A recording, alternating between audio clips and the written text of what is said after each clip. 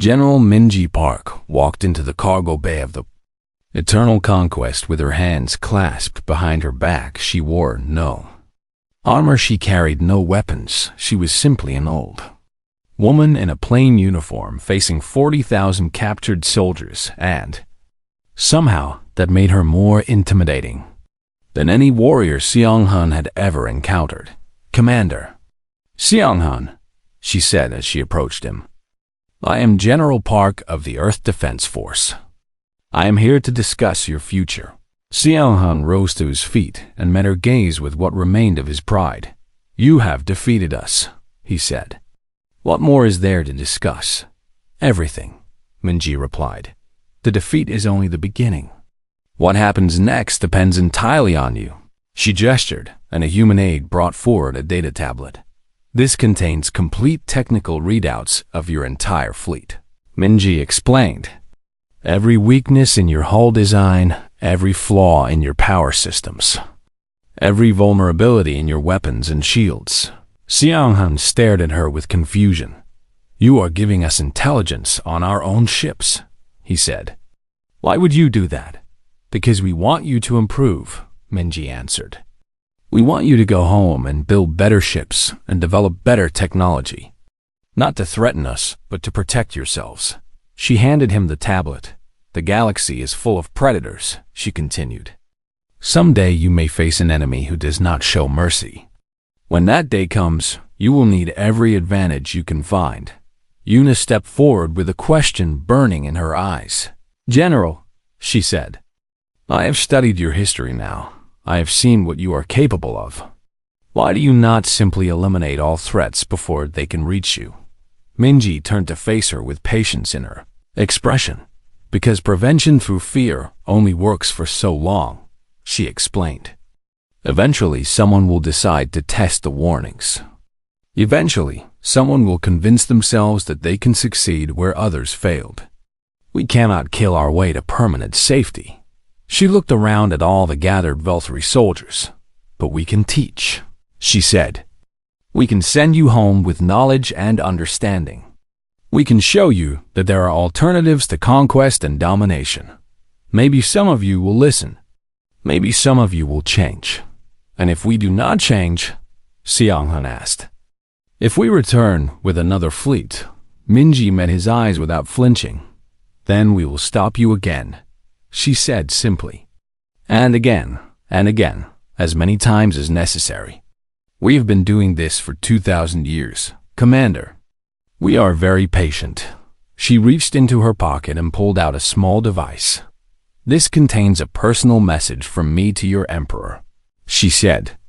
"I would ask that you deliver it when you return home." Seong-hun took the device and held it carefully in his clawed hand. "What does it say?" he asked. "It says that your fleet attacked Earth, and that every soldier is being returned alive and unharmed," Minji replied. "It says that this is the 18th time we have shown mercy to invaders. It says that there will not be a 19th. Her voice hardened with iron beneath the calm. "The next fleet that comes to Earth with hostile intent will not be captured," she declared. "The next empire that ignores our warnings will face our full capability. We have been teachers for 2,000 years, but we are also warriors. Do not force us to remind the galaxy what that means."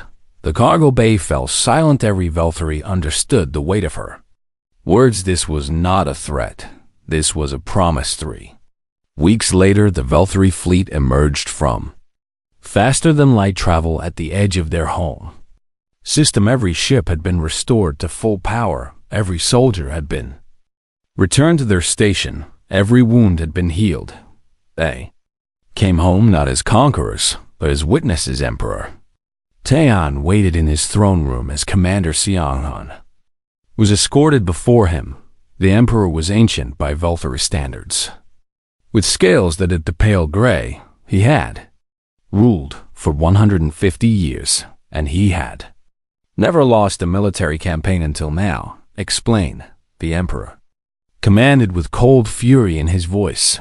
You, Seong-hun, knelt before his ruler and held up the device that General Park had given. I carry a message from Earth," he said.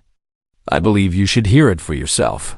The Emperor gestured, and a servant activated the device. General Park's face appeared on the screen. She spoke in perfect Velthari with no accent and no hesitation. "Emperor Taehyun of the Velthari Empire," she said. "Your third expeditionary fleet entered protected space with hostile intent. They ignored our warning and proceeded to attack position. As a result, they were captured and detained for education purposes." The Emperor's eyes narrowed with anger. "All 40,000 personnel are being returned to you, alive and healthy." Park continued. "Their ships are fully operational and their weapons are restored. We have also provided technical specifications that may help you improve your military capabilities in the future." She paused and her expression grew serious. "This is the 18th time Earth has shown mercy to invaders," she said. 17 species came before you, and 17 species were sent home with the same message. Most learned their lesson. Some did not. Those who returned a second time faced escalating responses." Her voice dropped to something cold and final. "There will not be a 19th mercy," she declared. "The next fleet that approaches Earth with weapons armed will not be captured. They will be destroyed, completely, utterly, without survivors." She leaned closer to the camera. "We do not want war," she said. "We do not want conquest. We want to be left alone. Spread the word among the civilizations you contact. Earth is not to be touched. The humans are not to be challenged. Honor this warning, and there will be peace between our peoples forever." The recording ended. Emperor Taehyun sat in silence for a long moment. Then, he spoke with a voice that carried throughout the throne room. "Remove Earth from all military targeting systems," he commanded. "Declare the Sol system forbidden space. Any captain who approaches that world without my personal authorization will be executed." He looked at Seong-hun with something that might have been respect. "You survived an encounter with the most dangerous species in the galaxy," the Emperor said. "Use what you have learned to make our empire stronger." 1 year later, Senior Advisor Yuna stood before a class of young Velthari military officers. She had been promoted after her return from Earth and given a new assignment, teaching the next generation about threats they must never face. "Today, we discussed the Sol system," she announced as star charts appeared on the screens behind her. Young officers leaned forward with curiosity. "Our records show primitive species occupying the third planet," one student said. "A easy target for expansion, according to the strategic database." Yuna smiled with the patience of someone who knew better. "Those records have been updated," she said. "Earth is classified as forbidden space, and that classification exists for a very specific reason." She told them the story, the invasion, the defeat, the education, the mercy that was more terrifying than any weapon. When she finished, the classroom was silent. "Advisor," one young officer asked hesitantly, "if no one ever comes back from attacking Earth, how do we know any of this is true?" Yuna looked at him with memories of dark corridors and disabled ships and kind human medics treating her wounds. "Someone always comes back," she said. "That is what makes the humans truly terrifying.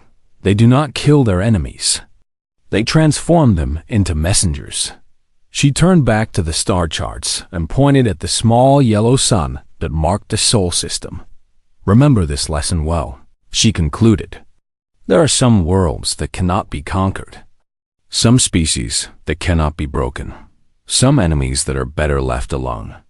Earth is all of these things." She deactivated the display and faced her students one final time.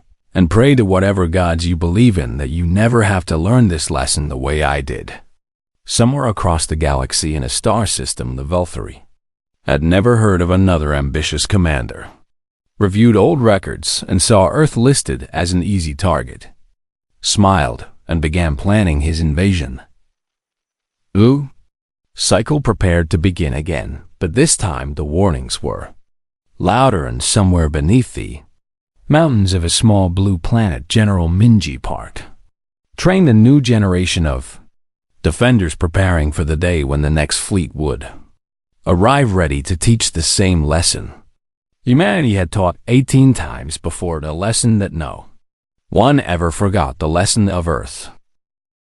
The screens flickered to life, and a human woman appeared before the gathered Velthari soldiers. She had gray hair pulled back in a simple style, and her face carried the lines of someone who had lived many years. Her eyes were kind, but there was steel beneath that kindness.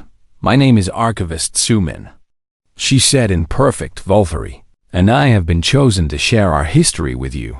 Commander Seong-hun sat near the front of the crowd with his officers around him. His boys' pride still burned hot in his chest, but his curiosity was beginning to match in how these primitive beings defeat his entire fleet without firing a single shot. Sumin continued speaking as images appeared on the screens behind her. 2,000 years ago, humanity was young and foolish, she said.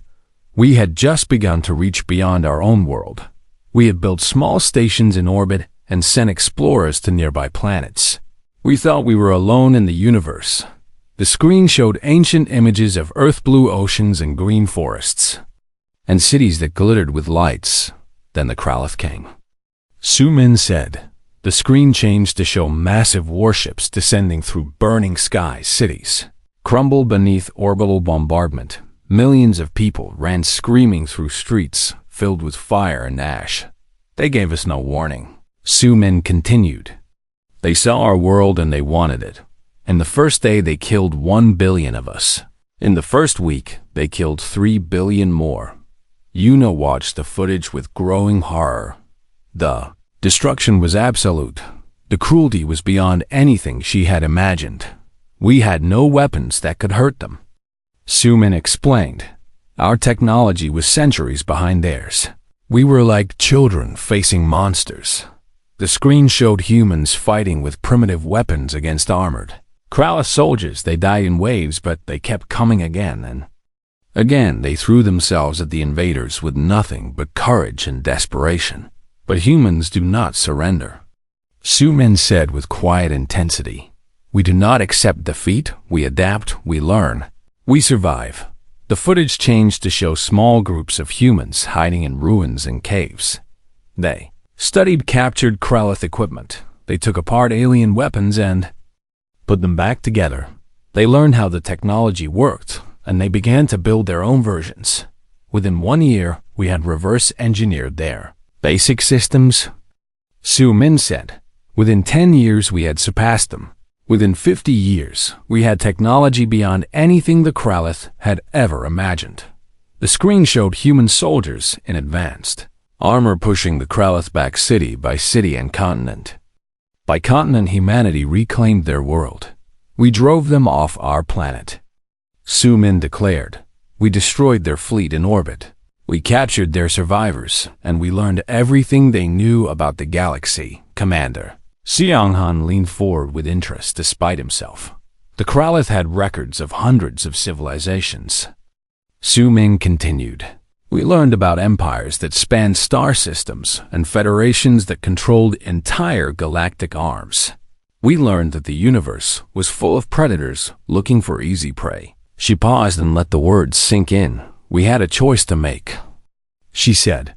We could use our new technology to strike back. We could build fleets of warships and become conquerors ourselves.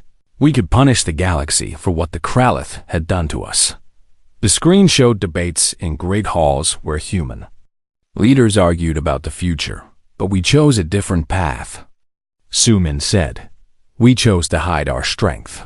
We chose to appear weak and primitive. We chose to let the predators come to us. Why? Seong-han called out. Why would you hide power when you could use it to protect yourselves?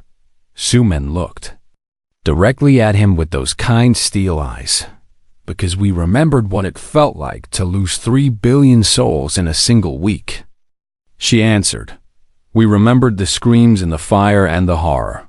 We swore we would never inflict that pain on others unless we had absolutely no choice. The screen changed to show a timeline 17. Marks spread across 2,000 years. After the Kralith, others came. Sumin explained. Species who saw Earth as an easy target. Empires who thought they could take our world without consequence. Footage played showing each invasion fleet after fleet arrived at Earth with weapons armed and soldiers ready, and fleet after fleet was disabled in seconds by technology they could not see or understand. We gave each of them the same choice we gave you. Sumin said. We warned them to turn back. Most ignored the warning just as you did, and you destroyed them. Seonghun said. No, Sumin replied firmly. We defeated them. We captured them. We educated them. And then we sent them home.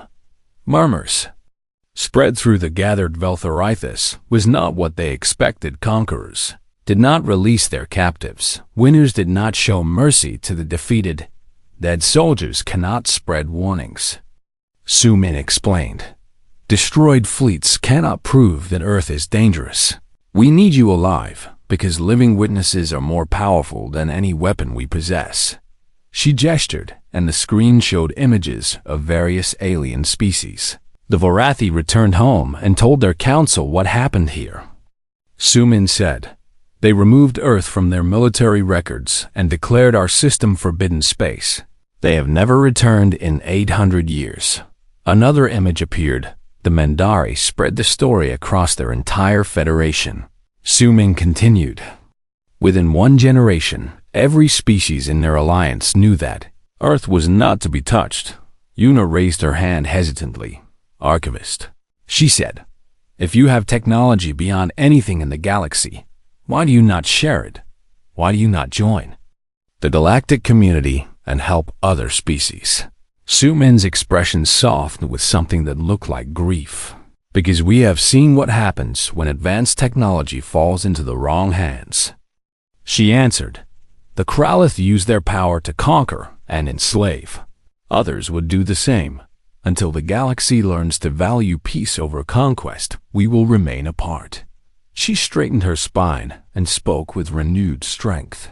But we offer something more valuable than technology. She said, we offer a lesson. We offer living proof that there are some worlds that cannot be taken, some species that will not bend, some enemies that are better left alone. The screen showed the current Velthari fleet hanging dead in orbit. Around Earth, 200 warships completely disabled by a single pulse. You came here with the greatest invasion force your empire has assembled in 300 years. Sumin said, and we stopped you without killing a single one of your soldiers. We could have destroyed you in seconds, but we chose mercy instead. She let the silence stretch for a long moment. Now you must ask yourself an important question. She continued, if we are willing to show this much restraint when we have this much power, what does that tell you about who we really are? Commander Seonghun stared at the screen with new understanding dawning in his eyes. He had thought the humans were weak because they did not strike first. He had thought they were foolish because they allowed enemies to reach their world. Now, he understood the truth. They were not weak. They were controlled. They were not foolish. They were patient. And their mercy was more terrifying than any weapon he had ever faced, because it meant they could destroy him at any moment, and they simply chose not to. The choice you make next will shape the future of your empire. Sumin concluded, you can return home and spread the warning. You can tell your people that Earth is not worth the cost. Or you can tell them nothing and let the next fleet come to learn the same lesson you have learned today. The screens went dark, the lights came up, and 40,000 Velthari soldiers sat in silence, thinking about everything they had just witnessed. Thinking about the species that could have been conquerors, but chose to be teachers instead. Thinking about the most dangerous world in the galaxy, a world that fought not with weapons, but with mercy. Commander Seonghun stood in the center of his darkened bridge and listened to the silence emergency. Lights cast everything in shades of red and shadow. His officers sat frozen at their useless consoles. No one spoke. No one moved. They simply waited. In the dark, for whatever came next, a sound echoed through the hull. Metal against metal. Something had attached itself to the outer airlock.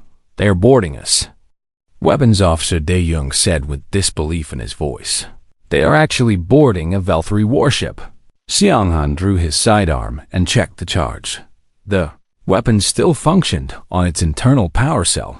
"All personnel, arm yourselves," he commanded. "We will meet them at the airlock, and we will show them what happens to those who challenge the Valkyrie." His crew responded with determination. They were warriors. They had trained their entire lives for combat. If they were going to die, they would die fighting. Yuna grabbed a weapon from a storage locker, but her hands trembled as she held it. "Commander," she said, "perhaps we should consider surrender. We have no power and no way to escape. Maybe they will show mercy if we do not resist." "The Valkyrie do not surrender," Xianghan growled. "We fight to the last breath. We die with honor."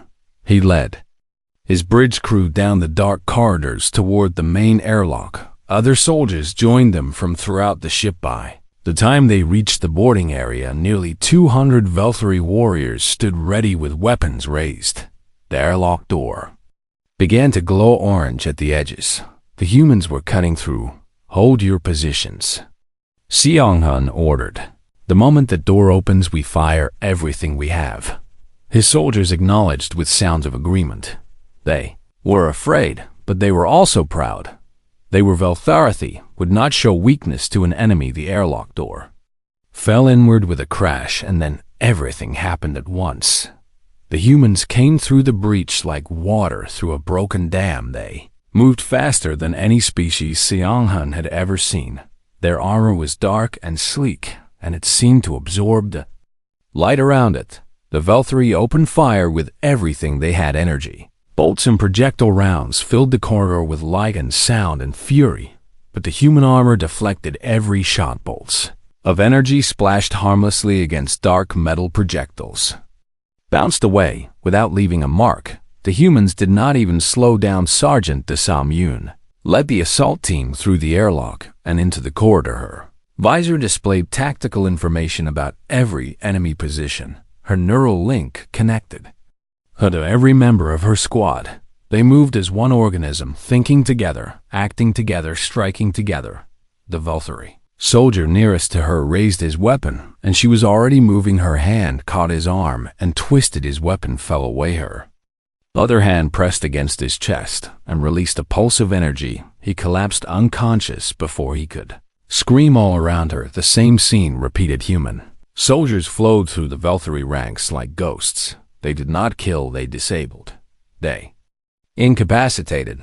They captured. Every strike was precise. Every movement was calculated.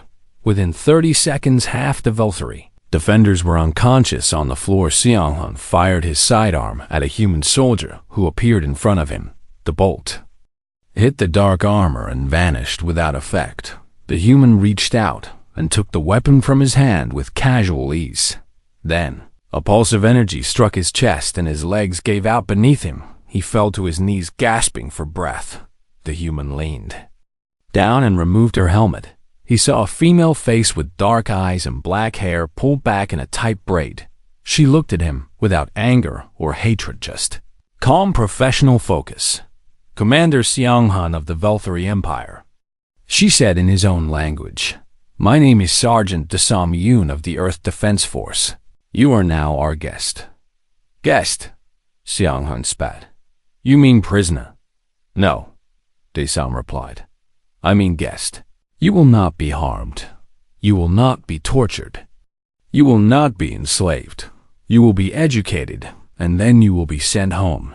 She looked around at the fallen Valkyrie soldiers. "We do not want your deaths," she continued. "Dead soldiers cannot carry messages. Dead soldiers cannot warn others. We need you alive."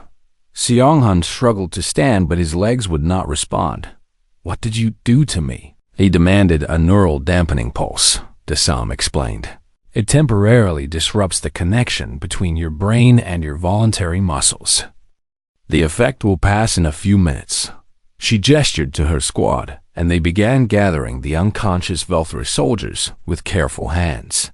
Treat them gently, she ordered. These are not our enemies. They are our students. Yuna lay on the floor. Nearby, still conscious, but unable to move, she watched the humans work with growing confusion. This was not how conquerors behaved. This was not how warriors treated their defeated foes. A human medic knelt beside her and scanned her body with a small device. Minor bruising on your shoulder, the medic reported. Nothing serious. I can treat it if you allow me. Why? Yuna whispered. Why are you helping us? The medic paused and looked at her with something that might have been sadness. Because we remember what it feels like to be conquered, he said quietly. We remember the fear and the pain and the loss. We swore we would never inflict that on others unless we had no choice. But we came here to destroy you, Yuna said. We came to enslave your people. We know, the medic replied. And yet, here we are treating your wounds instead of taking your lives. Do you understand now why no one ever comes back from attacking Earth? Yuna felt tears forming in her eyes, not from pain, not from fear, from something else entirely, something she did not have a word for because you let them go. She whispered, you defeat them completely and then you let them go. Yes, the medic confirmed. We send them home to tell the story. We send them home to warn their people. We send them home so that maybe, just maybe, the next species will listen to the warnings and stay away. He finished treating her wound and stood up. Rest now, he told her. Soon you will see something that will change how you understand the universe. Across the fleet, the same scene played out again and again. Human boarding teams captured ship after ship. They moved through the corridors like shadows, and they left unconscious Valkyrie in their wake. In less than 1 hour, every single vessel was secured. 40,000 soldiers captured without a single death on either side. It was the most efficient military operation in galactic history, and was designed not to destroy but to teach. Commander Xianghan was carried to a large cargo bay along with his surviving officers. Hundreds of other Valkyrie soldiers were already there, sitting in neat rows on the floor. Human guards stood at every entrance, but they held no weapons in their hands. They simply watched. What happens now? Xianghan asked as feeling returned to his limb. Sergeant Dasam stood near the front of the cargo bay with her hands clasped behind her back. Now you learn, she said. Now you understand why Earth is different. Now you see the truth that 17 species before you refuse to believe. Massive screens descended from the ceiling of the cargo bay. Lights dimmed throughout the space, and the Valkyrie prepared to receive the most important lesson of their lives, the history of humanity and the reason why every species that attacked Earth came home changed forever. General Minji Park stood in the heart of the Global Defense Command, center buried 3 kilometers beneath the mountains of what the old maps had once called Switzerland. Massive screens covered every wall and showed her the position of every ship in orbit around Earth. 200 alien warships hung motionless above her world, dead in the water exactly as planned. Pulse was successful across all targets. Dr. Haiyan Wu Kang reported from his station. Total system shutdown achieved in 0.3 seconds. No vessel escaped the field. Minji nodded slowly and clasped her hands behind her back. She was 62 years old, and she had trained her entire life for moments like this. Her grandmother had trained for the same purpose, and her grandmother before that. 7 generations of the Park family had served in Earth's secret defense force, waiting for invaders who came every few centuries.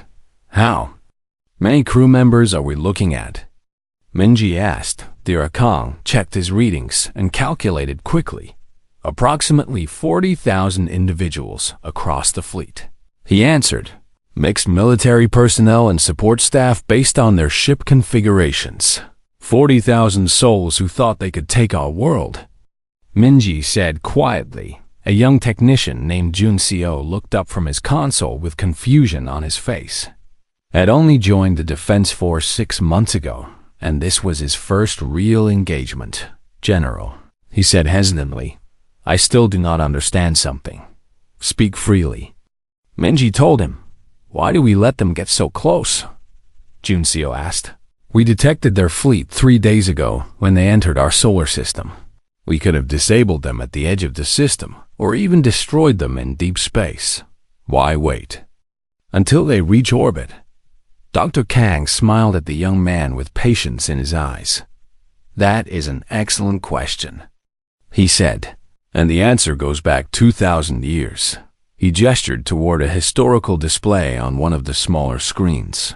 When the first invasion came, Dr. Kang explained, we were not ready.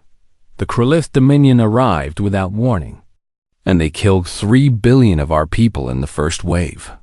We had no defense against their technology. We were children fighting against giants.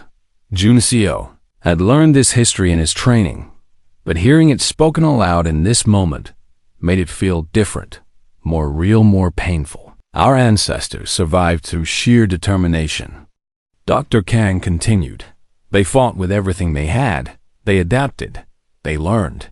They captured Krillith technology and they reverse-engineered it. Within 50 years, humanity had surpassed everything the Krallith had developed in 10,000 years. We could have become conquerors ourselves. Menji added, we had the ships and the weapons and the anger to burn the galaxy down. But we chose a different path, Dr. Kang said. We chose to hide our strength. We chose to appear weak and primitive. We chose to let the predators come to us. Because dead enemies cannot spread warnings. Menji explained, but living witnesses can. Junseo began to understand. We let them reach orbit so they can see Earth. He said slowly, we let them think they have won so that when we defeat them the shock is greater. Exactly, Minji confirmed. Fear travels faster than any starship. When we send these soldiers home, they will tell their people what happened here. They will describe how easily we disabled their entire fleet. They will explain that Earth is not to be touched, and their empire will remove us from their target lists forever. Dr. Kang finished the screens, showed small human vessels rising from hidden bases across the planet. Dozens of sleek ships that looked almost primitive compared to the massive alien warships, but appearances meant nothing. These human vessels contained technology that no species in the galaxy had ever seen, technology that humanity had developed in secret over 2,000 years of preparation. Recovery teams are in position. An officer reported, awaiting orders to begin boarding operations. Minji turned to another screen that showed the face of Captain Sung Yanth. Young Captain sat in the cockpit of her assault vessel with her team ready behind her. Captain, Minji said, you know the protocols. Minimal casualties on both sides. We need them alive and healthy enough to travel home. Understood, General, Sung Yan replied. My teams are equipped with non-lethal weapons. We will secure the flagship first and work outward. The Velthri are a proud warrior species. Minji warned, they will not surrender easily. Expect resistance. Sung Yan smiled with quiet confidence. With respect, General, she said, they always resist, and they always fail. We've been doing this for 2,000 years. Minji allowed herself a small smile in return. Good hunting, Captain, she said. The screen flickered as Sung Yan's vessel moved toward the alien flagship. Dr. Kang approached Minji with a tablet in his hands. General, he said quietly, I have completed the linguistic analysis of their communications. They call themselves the Velthri Empire. They have conquered 47 species across 3 galactic arms. Another empire of predators. Minji said with weariness in her voice. Their commander ignored our warning. Dr. Kang added, he dismissed the historical records as superstition and incompetence. They always do. Minji replied, that is why they keep coming. Pride blinds them to the truth. She walked to a viewport that showed the night sky above the mountain. Ranged somewhere up there, 40,000 alien soldiers sat in darkness, wondering what would happen. Next, prepare the education materials, Minji ordered. Standard presentation translated into their language. Full historical archive, including footage from all 17 previous incursions. Already prepared. Dr. Kang confirmed. We updated the presentation after the last invasion. 800 years ago, Minji thought about the generations of humans who had lived and died since the last attack. 800 years of peace, 800 years of waiting, 800 years of training and preparing for this exact moment. Sometimes, I wonder what humanity would be like if we did not have to carry this burden. She said softly, we would probably be out there among the stars. Dr. Kang answered, trading and exploring and making friends with other species. Instead, we stay home and guard our world against those who would take it from us. Minji said, it is a worthy purpose. Dr. Kang replied, someone must protect the innocent.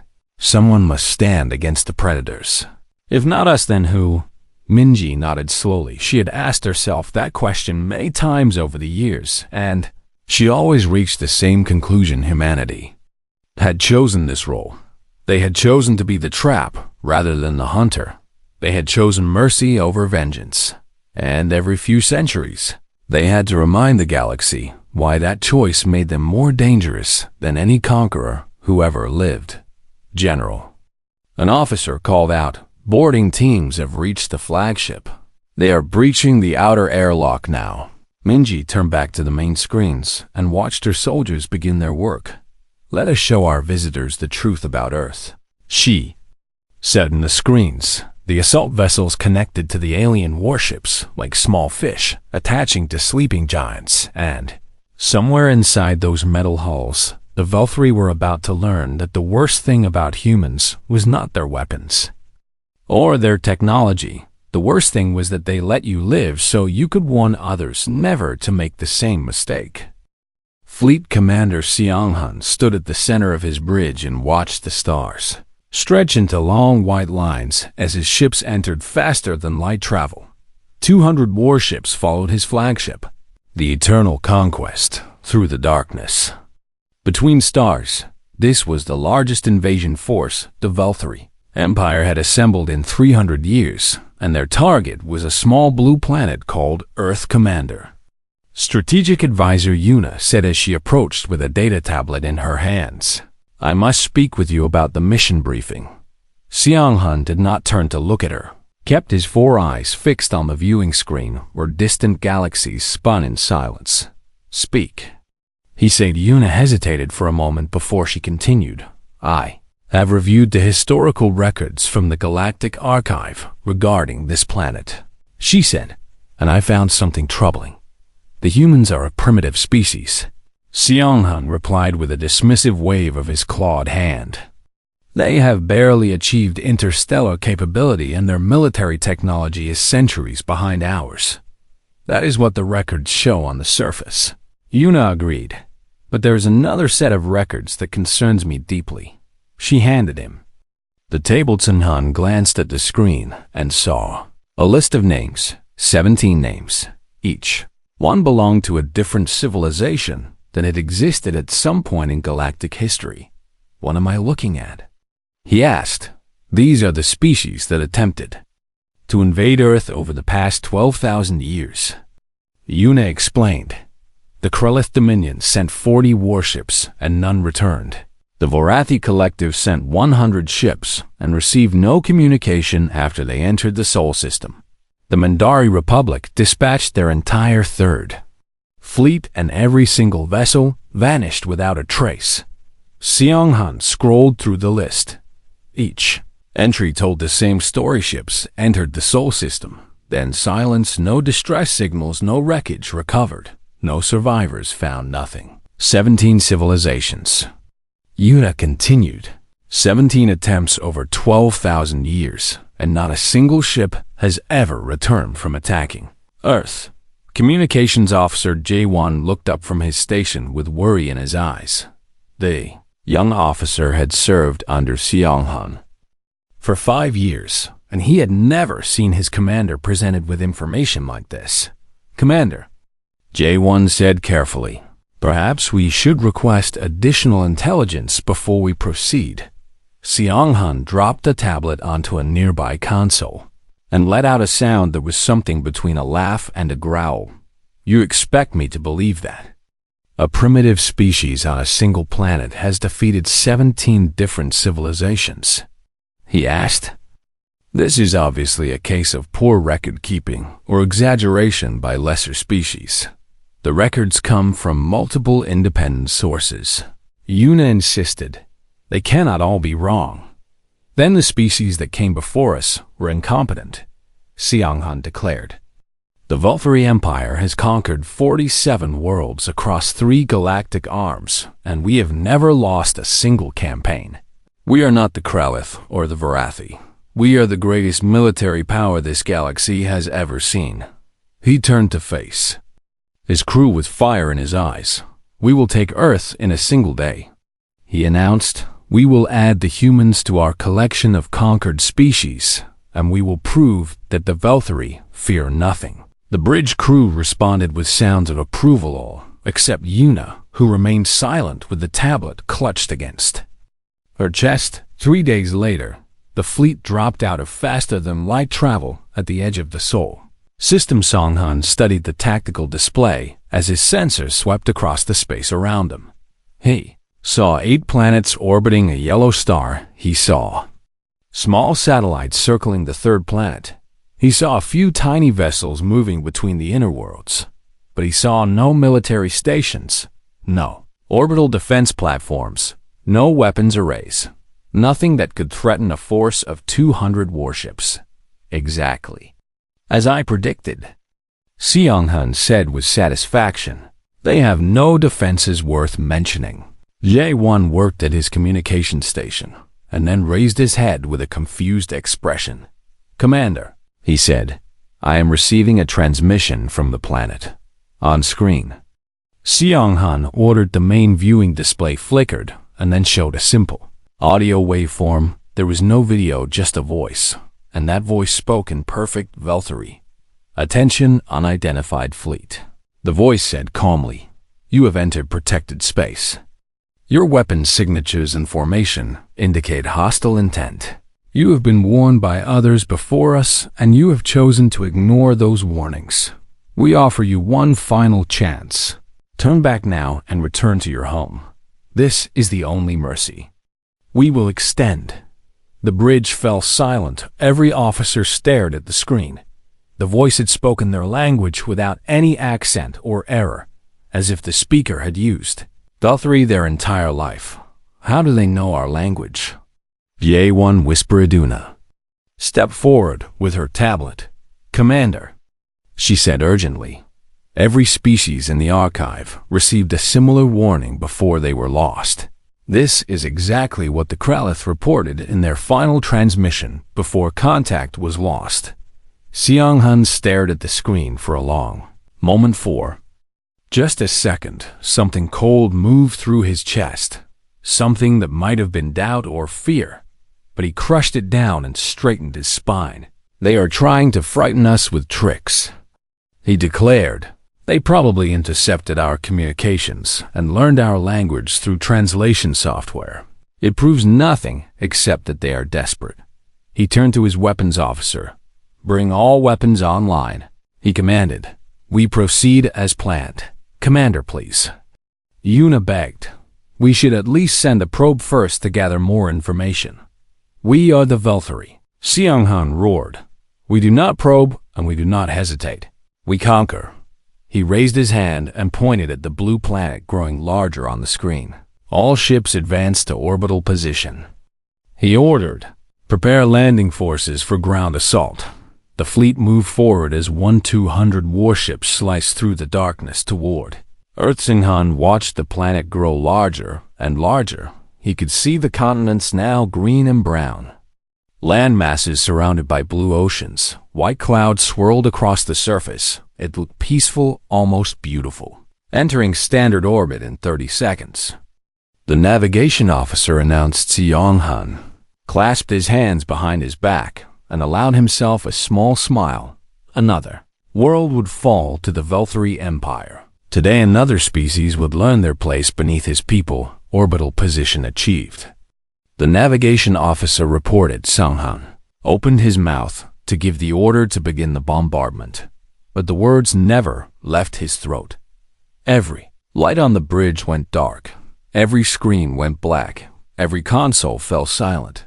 The hum of the engines died. The soft whisper of the air recyclers stopped for 3 heartbeats. The eternal conquest floated in perfect silence, in perfect darkness. Then, emergency lighting flickered on and cast the bridge in dim red shadow. Seong-hun spun toward his officers. "Report," he demanded. "What happened?" Jae-won slammed his hands against his console again and again. "Nothing is responding," he said, with panic rising in his voice. "Communications are dead. Weapons are offline. Engines have no power. How is that possible?" Seong-han shouted. Yuna rushed to a viewport and looked out at the fleeter. Blood turned cold at what she saw. Every single ship hung motionless in the void. No engine lights. No shield shimmer. No signs of power at all. 200 warships reduced to floating metal coffins in less than a heartbeat. "Commander," she whispered, "we never detected any weapon being fired." Seong-hun joined her at the viewport and stared at his crippled fleet. For the first time in his long military career, he had no idea what to do. "What are they?" he breathed. No one answered, because no one knew outside the viewport. Tiny lights began to appear from the direction of Earth. Small vessels rising from the planet below coming toward them, and Seong-hun finally understood why no one ever came back from attacking Earth. They were about to find out what the humans did to those who ignored their warnings.